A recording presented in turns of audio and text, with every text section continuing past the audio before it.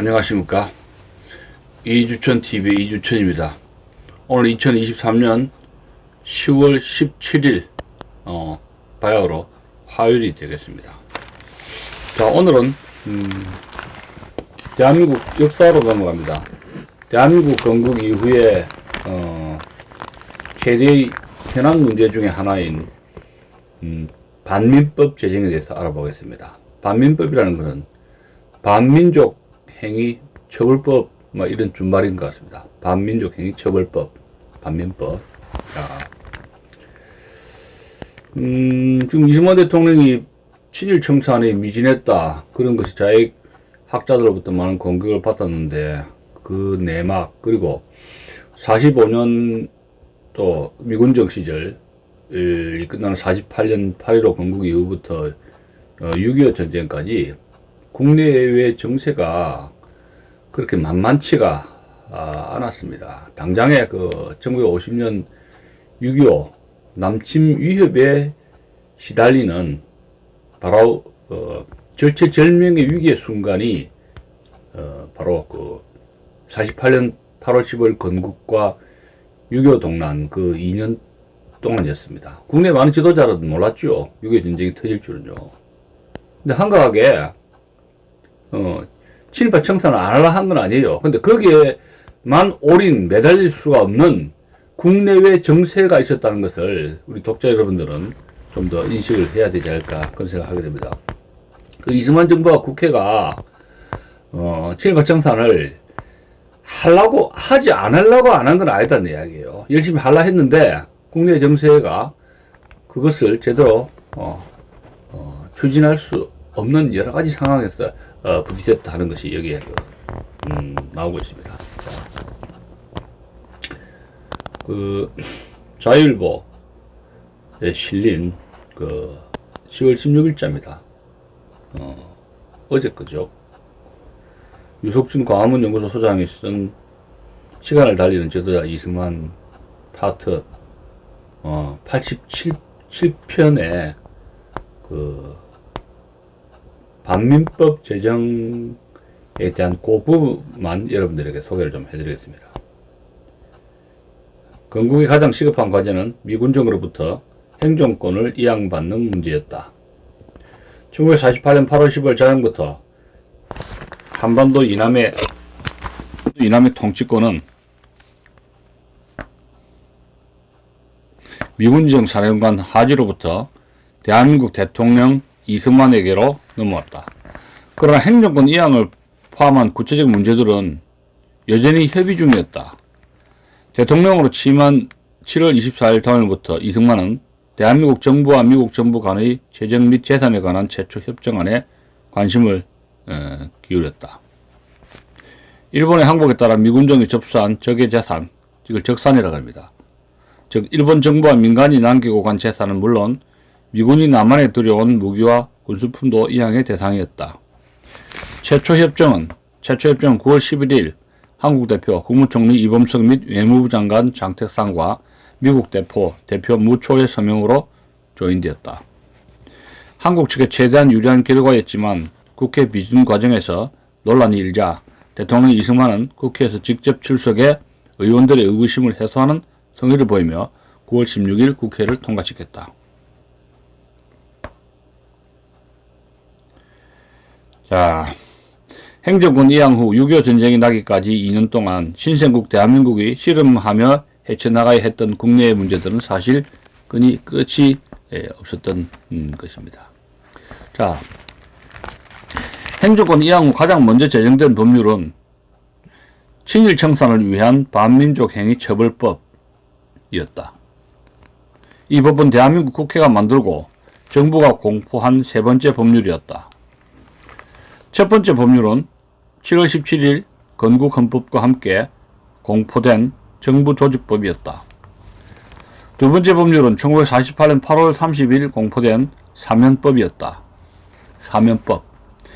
이 사면법은 일제 혹은 미군 정치하에서 범법자가 된 대한민국이 최대한 함께 새 국가의 출발에 동참할 수 있도록 하려는 법이었다. 이어서 세 번째 만들어진 법률이 1948년 9월 7일 국회가 통과시키고 제적 141명, 가결 103, 부 64, 같은 달 22일 정부가 공포한 반민법이다.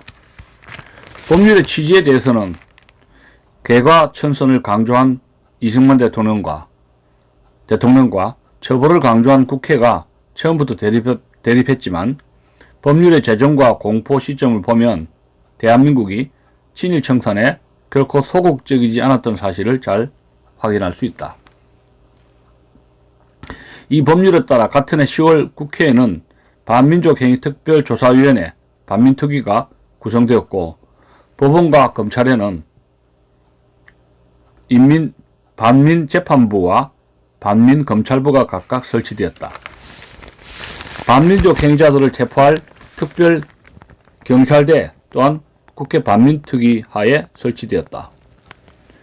1949년 1월부터 본격적 활동을 시작한 반민특위는 같은 해 중반 5월이나 6월경입니다. 특위를 주도하던 의원들이 외국군 철퇴 요청안과 남북평화통일안을 남로당 사주를 받아 국회에서 통과시킨 혐의로 대거 구속되는 이른바 국회 불합치 사건을 겪으며 위축되기 시작했다.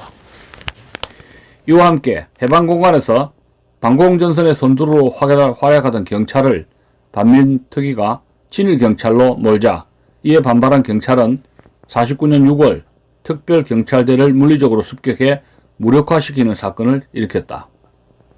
이 상황에서 과거의적 일본보다는 현재의적 북한과 남로당을 상대해야 했던 대통령 이승만은 과거의 적을 수사하는 특경대보다는 현재의 적을 수사하는 경찰의 편을 들지 않을 수 없었다. 대통령의 선택과 판단으로 반민특위 활동이 축소되었다. 또한 애초에 2년의 공소시효, 즉 1950년 9월 21일까지 활동을 보장받았던 반민특위는 국회 불합치 사건으로 분위기가 바뀐 국회가 반민법을 개정해서 활동의 시효를 1949년 8월 31일로 앞당겨서 조기에 활동을 종료해야만 했다. 만약 애초에 법률이 유지되었다면 대한민국은 6.25 전쟁의 와중에도 친일파를 처벌하는 황당한 상황이 벌어졌을지도 모른다. 또 전쟁의 상황에 따라 공권력을 행사하는 주체가 남과 북으로 엇갈리면서 반민족 행위자들은 서로 다른 기준의 처벌을 두 번이나 겪어야 하는 웃기고 슬픈 상황이 벌어지지 않는 보장도 없었을 것이다. 자, 반민특위의 활동이 6.25 발발 전 조기 종결된 사실이 오히려 역사적으로 다행이었다. 반민특위는 총 688명의 반민족 행위자를 수사하고 559명을 특별검찰부에 송치했다. 특별검찰부는 그중 293명을 특별재판부에 기소하였으며 특별재판부가 재판을 종결한 것은 38명이었다. 재판 결과 체형은 12명, 공민권 정지가 18명, 무죄 또는 형 면제가 8명이었다. 체형은 사형 1명, 무기징역 1명이었으며 나머지는 2년 6개월 이하로 징역이나 집행유예였다. 이들은 모두 6.25 전쟁이 터지자 풀려나고 말았다. 이것이 반민법 제정의 배경과 그 다음에 과정 그리고 결과였다. 이런 말씀을 드리는 것입니다. 프랑스가 자유학자들은 프랑스가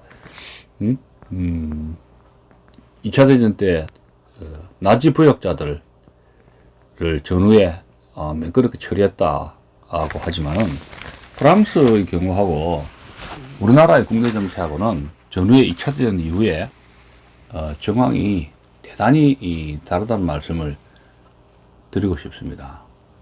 그건 또 이제 프랑스 같은 경우에는 그 40년 6월부터 해서 45년 8월까지 아닙니까? 약 한 4년 2개월까지 남쪽에 비시 정부고 북쪽에는 북프랑스에서는 독일군이 군사적으로 점령한 그런 경우인데 2차 대전 때 프랑스가 독일에 의해서 그 군사적으로 강제로 점령당한 그런 것을 밀리터리 아큐페이션, 그걸 강점이라 그럽니다. 밀리터리 아큐페이션, 강점. 군사적으로 군대가 들어가가지고 안 나오고 군사적 지배를 하는 거. 우리나라 같은 경우는 36년 관리가 와서, 일본 관리가 와서 통치를 했어요. 식민 통치라 저도 그래 봤는데, 언제부터는 식민 통치 인정할 수 없다 해가지고, 강점이라는 그런 용어를 바꿔가지고, 했는데, 좌간 프랑스 같은 경우에는, 후에 드골 정비가,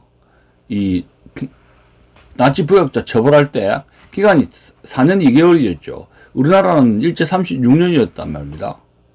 그리고 프랑스는 분단된 국가가 아니라 파리 입성할 때 이 프랑스 군대 레이스탕스하고 그 파리 연합하고 같이 입성할 때 선두에서 프랑스의 그 레이스탕스 드골의 군대가 같이 입성을 해가지고 개성문에서 환영을 받았습니다. 그것을 말하자면 프랑스가 2차 대전 때 연합국의 전승국으로서 인정을 받은 거예요.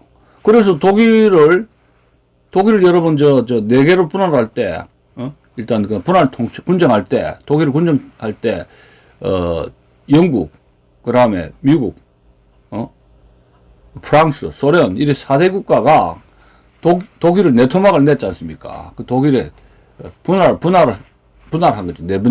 네 군데 군정을 실시하는데 프랑스가 그게 참여하는 그런 국제적인 위상을 누린 겁니다. 그러나 우리나라 경우에는 여러분들 알다시피 1948년 10월과 11월에 10월에 이승만 박사, 11월에 김구 일행이 그 국내에 들어올 때 다 개인 자격으로 왔습니다. 연합국의 일원으로, 승자인 연합국의 일원으로 들어온 것도 아닙니다.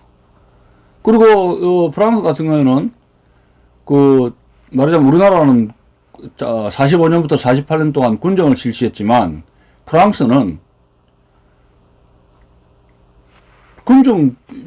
한국처럼 이런 외국 군대가 와가 군정을 실시한 경우가 없습니다.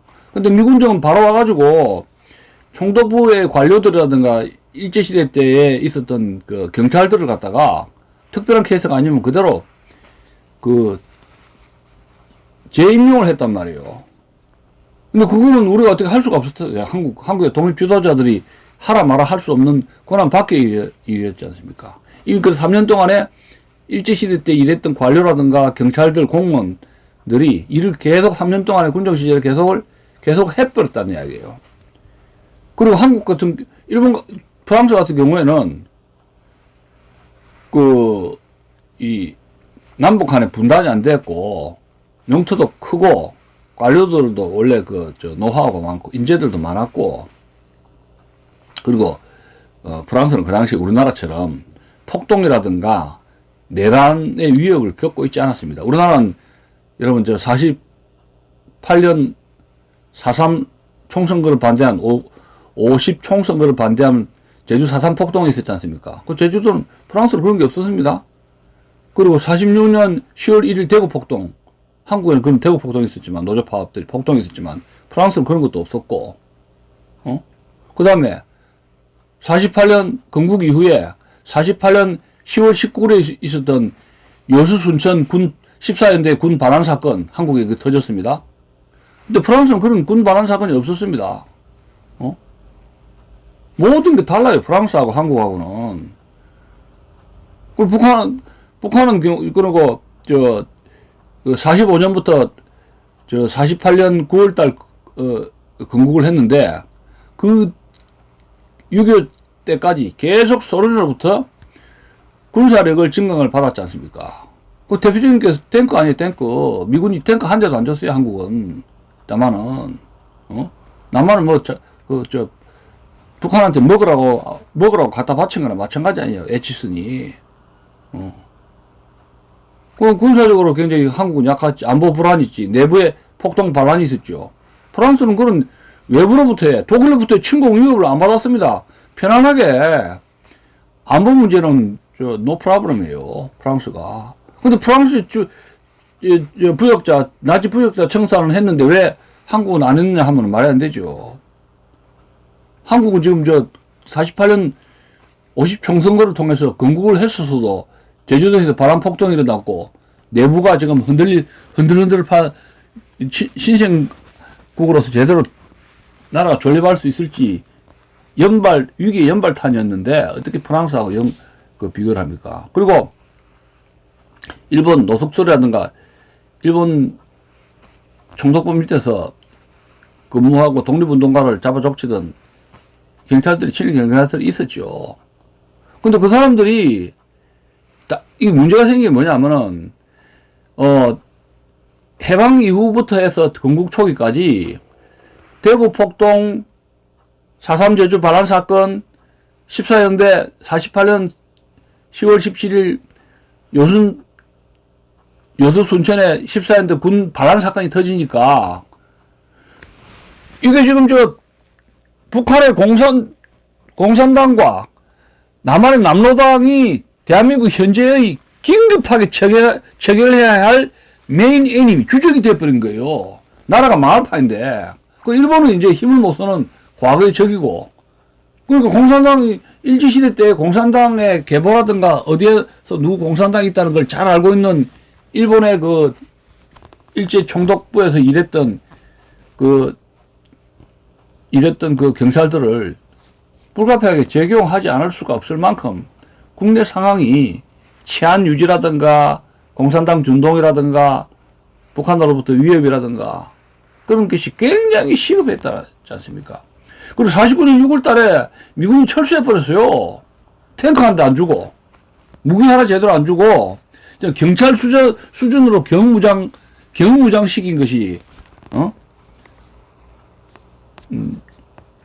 조선국방경비대, 그게 군대 이름입니까? 경비대 차원이었어요. 군대가 아니고. 그렇게 경무장 시켜가지고, 대전차 바주카포 하나 안 되고, 공군 비행기 하나 없는데, 해군 구축함 전함 하나 없이, 미국 그냥 49년도 6월 달에 철수를 하고, 1년 뒤에 유교가 터졌지 않습니까? 한가롭게, 호주라든가 뉴질랜드처럼, 그러면은 천천히 진입 청산할 수 있죠. 하나씩. 그것을 할 수 있는 여력이, 나라가 지금 대한민국 건국을 했는데 그게 뒤집어질 판인데, 애가 나왔으면, 신생아가 애가 나왔으면 이게 처음에 걸음마를 제대로 하기 전까지는 부모가 보호를 해줘야 되지 않습니까? 걸음마를 못 하는데, 걸음마도 못고 걷지도 못하는데, 어떻게 보호가 되겠어요? 그게 대한민국 대한민국이 48년 8월 15일부터 6.25 전쟁까지, 김일성이는 6.25 남침을 준비를 하고 있었고, 내부적으로는 남로당, 좌익노조, 자익공산주의자들이 대한민국을 뒤집어 엎기 위해서 갖은 책동과 반란과 모략을 내부적으로 꾸미고 있었지 않습니까? 그 상황을 같이 함께 이해를 해야죠. 어떻게 지금 한가롭게 왜 친일파 청산 안 하느냐. 북한하고 비교를 또 해야지. 북한이 그렇게, 한국에 비해서 그렇게 스마트하게, 내각 당뇨 명단을 보면은, 친일파 청산을 스마트하게 한 건 아니에요. 김영주가 북한에, 김일성 동생, 김영주, 골수 친일파였습니다. 근데, 김일성 백 믿고 살아남았고, 북한에서는 어떻게 하느냐. 친일파 청산한다 했지만은, 공산당 청생맹세하면은 다 어떻게 풀어줬어요. 명목상 소련군정 가에서 이런 완장찬 자치위원회에서 명목상 7, 8을 아주 싹쓸이 지주계급을 아주 싹 토지를 강점한 것이 그게 무슨 원칙이 있는 게 아닙니다. 그냥 사유재산제 몰수하는 식으로 소련군정의 군합발을 무기로 해가지고 막 실 강제로 한 거예요. 인정사정 볼 것 없이. 그 북한에서는 뭡니까?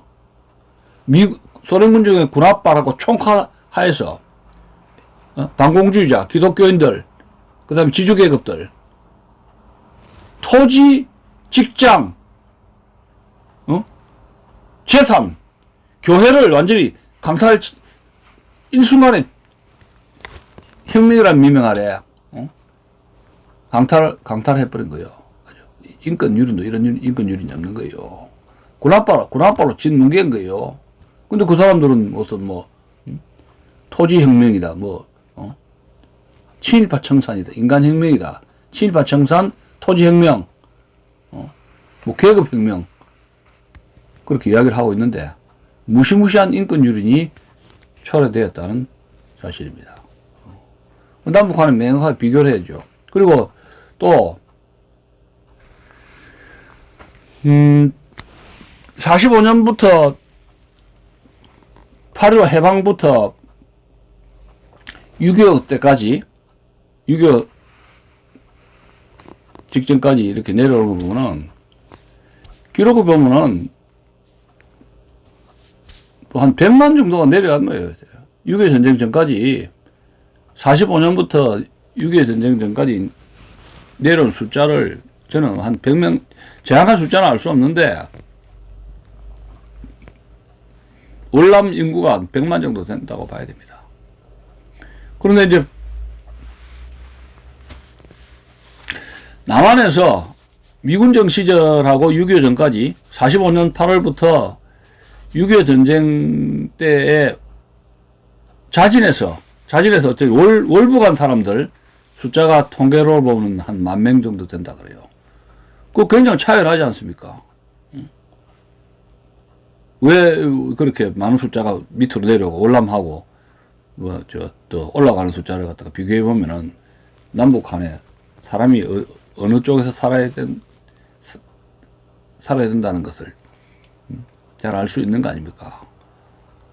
다 뺏기고 남한으로 내려온 사람들이 북한 공산당이라면 치를 떨잖아요. 사람이 자유가 있어야지 숨을 쉬고 살아야 되는데 북한은 사람이 살 수 없는 지역이라는 그 증명됐지 않습니까? 언제? 소련군정 체에서 이미 증거가 증명이 된 겁니다. 근데 대명군상 그냥 프로파간다 식으로 남한은 왜 친일과 청산을 안 했느냐? 북한하고 냉정하게 비교를 해야죠. 자, 오늘 반민특위 재정과 또 남북한 간의 친일파 청산 문제에 대해서 한 말씀 드렸습니다. 감사합니다.